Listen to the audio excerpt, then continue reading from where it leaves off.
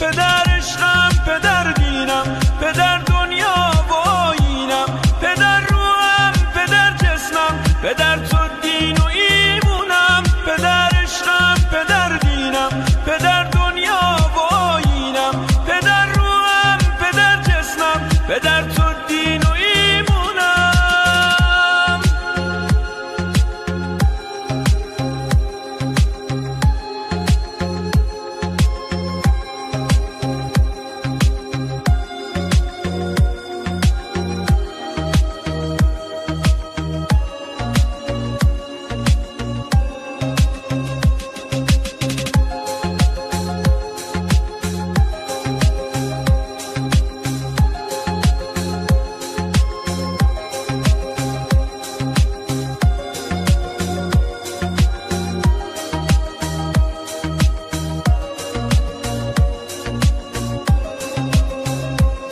پدر تنها ترین عشقه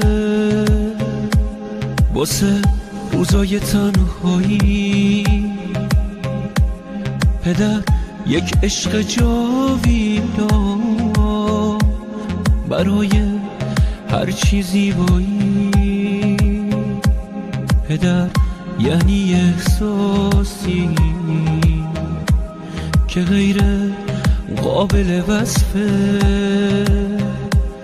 پدر یعنی سکوتی که واسم زیباترین حرفه.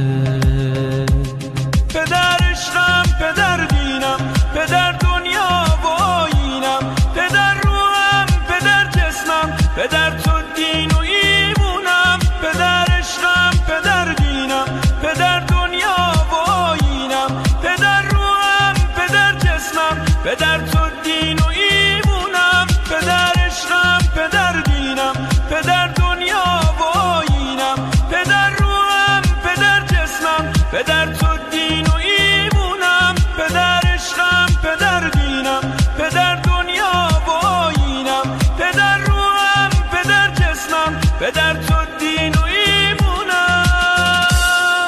پدر عشقم، پدر دینم، پدر دنیا و آیینم، پدر روحم، پدر جسمم، پدر تو دین و ایمونم. پدر عشقم، پدر دینم، پدر دنیا و آیینم، پدر روحم، پدر جسمم، پدر تو دین و ایمونم. پدر عشقم، پدر دینم، پدر دنیا و آیینم، پدر روحم، پدر جسمم، پدر تو دین و ایمونم. پدر عشقم، پدر دینم، پدر دنیا و آیینم، پدر روحم، پدر جسمم، پدر